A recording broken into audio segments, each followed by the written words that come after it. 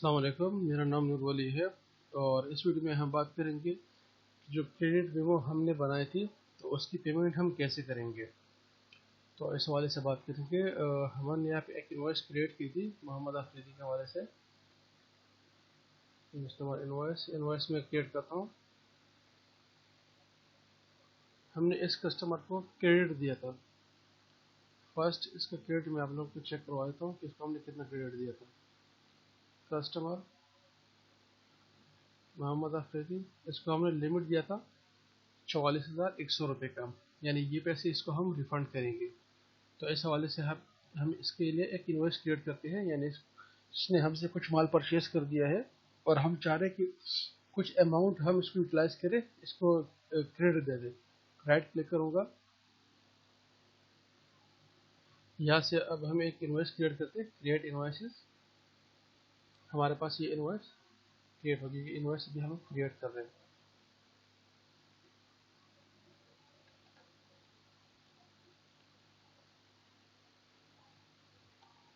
मैं सीमेंट के हवाले से बात करूँगा, cement grade A, okay. Quantity भी है मेरे पास। अब यहाँ से मैं सेव भी कर सकता हूँ, फिर बाद में भी अप्लाई कर सकता हूँ। फर्स्ट यहाँ से भी इसको मैं सेव कर सकता हूँ, सेव इनवॉइसेस। मैं डायरेक्ट इस पर करता हूँ apply credits, yes. Do you want to record your changes, मैं इसे करता हूँ यस, ओके।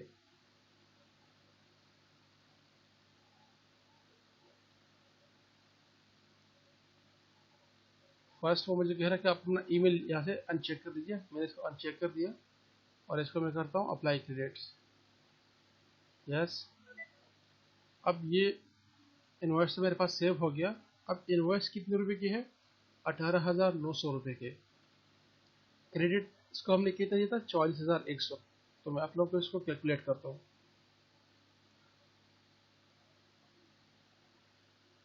44,100 माइनस 18,900 कितना बचा?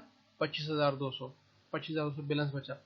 इसका मतलब क्या होता है? इसका मतलब ये होता है कि इस कस्टमर को हमने 44,100 की क्रेडिट दी थी। इसका क्रेडिट नंबर था 24 इस डेट को।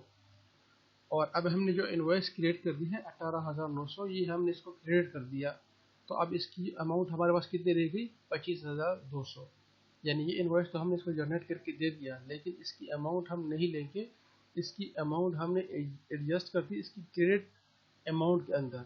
अगर नहीं करनी होती इसको अपन चेक कर दीजिए, फिर इससे हम अमाउंट लेंगे कि amount due, discount used, credit used. कुछ भी यूज़ नहीं किया तो बैलेंस ड्यू। इसका मतलब ये है कि जो 18,900 रुपये है ये हमने कस्टमर से लेने हैं। लेकिन अगर इसको मैं चेक कर दूंगा तो इसका मतलब ये हुआ कि क्रेडिट यूज्ड 18,900, बैलेंस ड्यू 0। यानी मैंने इस कस्टमर से अब कुछ नहीं लेना। अभी इस कस्टमर का हमारे पास 25,200 रुपये का जो क्रेडिट लिमिट है वो मौजूद है। तो इसका मतलब बेसिकली ये होता है। तो यहाँ से इसकी आप पेमेंट कर सकते हैं। इसको आप यहाँ से कर दिया डन। इनवॉइस की अमाउंट आपकी 0 हो गई। क्यों? क्योंकि 900 रुपये आपका टैक्स है। टोटल अमाउंट 18,900 है। पेमेंट अप्लाइड कर दिया आपने 18,900, इसको आपने कर दिया सेव। अब मेरे पास ये इसकी इनवॉइस बन गई।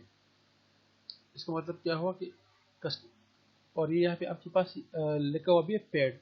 इसका मतलब क्या हुआ कि जो कस्टमर को हमने लिमिट दी थी 44,100 रुपये की जो क्रेडिट दी थी, उसमें हमने 18,900 रुपये का इनवॉइस बना के दे दिया।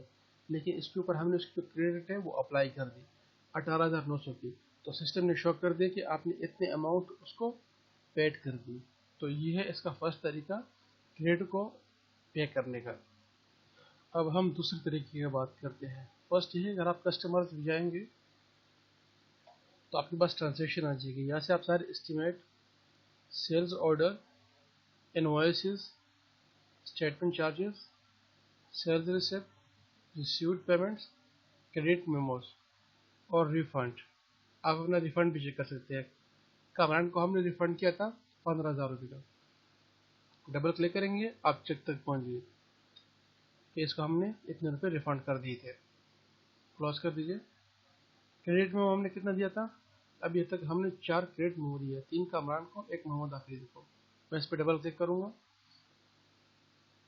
इस इनवॉइस के अगेंस्ट इसको हमने क्रेडिट दी थी, यानी इसके ऊपर 2100 रुपये टैक्स है, टोटल 44,100 रुपये हमने क्रेडिट दिया था, जबकि उसका रिमेनिंग क्रेडिट है वो 25,200 है, यानी इसको हमने कुछ अमाउंट रिफंड कर दी थी।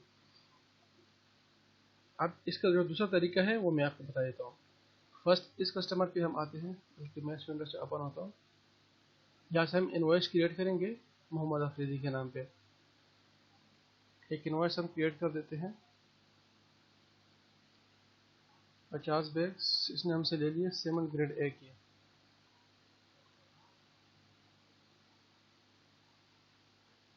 45,000 रुपये इसके अमाउंट बने, और 50 बैग इसने ले लिए सेमन ग्रेड बी के। अब इसकी टोटल इनवॉइस बन गई बैलेंस ड्यू की, वो 89,250। मैं इसको सेव एंड क्लोज कर लेता हूँ।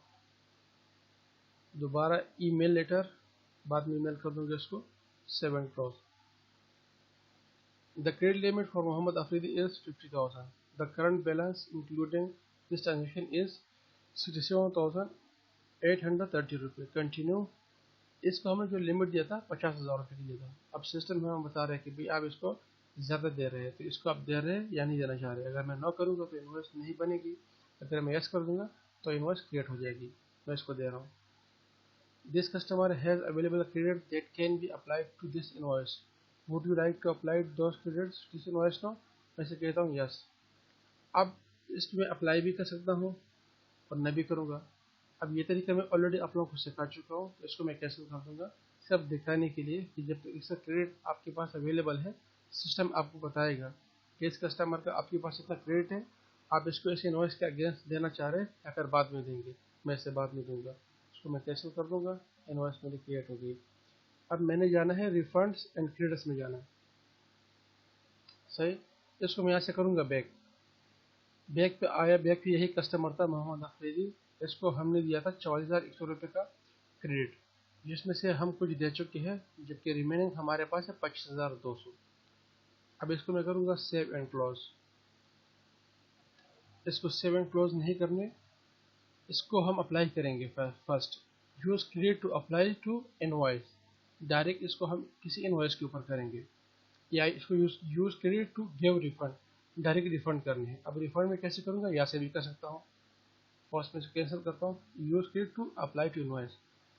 वहाँ से भी हम इनवॉइस के अगेंस्ट कर सकते थे, फर्स्ट आपको दिखा दिया।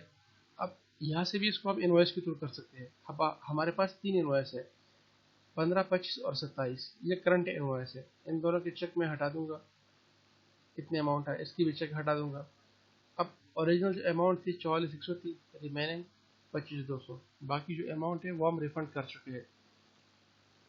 अगर मैं इस पर चेक लगा दूंगा तो ये जो 25,200 की अमाउंट है ये इसके ऊपर अप्लाई हो जाएगी, और रिमेनिंग जो क्रेडिट है वो ज़ीरो हो गया। इसको अगर मैं डन कर दूंगा तो ये अमाउंट इस इनवॉइस के ऊपर जो अभी हमने क्रिएट कर दी थी 27 नंबर इनवॉइस, उसके ऊपर अप्लाई हो जाएगी। लेकिन ये तरीका हम सीख चुके हैं। इसको मैं कैंसिल कर दूंगा। मैं ऐसा करता हूँ use credit to give refund. अब डायरेक्ट क्या से चेक हम बनाएंगे, या तो चेक हम क्रिएट कर सकते हैं, या कैश अगर देना है, या आपने जो master card, visa, debit card, किसी भी मेथड के थ्रू इसको आप पेमेंट कर सकते हैं। ज़्यादातर होती है तकरीबन इस वक्त आजकल वर्ड करना सारी चीज़ें यूज होती है, लेकिन चेक और कैश ये नॉर्मल है। हम इसको चेक क्रिएट करके देंगे। पहले कैश था, रेफरेंस चेक नो कैश, और ऐसे मैं करता हूँ check to print. Refund amount 5,000, 25,200, और ये हमारे कस्टमर है। इसका एड्रेस मेमो आप लिख सकते हैं अगर कुछ आप लिखना चाह रहे हैं। और एंडिंग बैलेंस, ये जो एंडिंग बैलेंस है 64,429, ये हमारे इस बैंक अकाउंट में है कि अभी तक हमारे पास इस बैंक के अंदर इतना बैलेंस मौजूद है।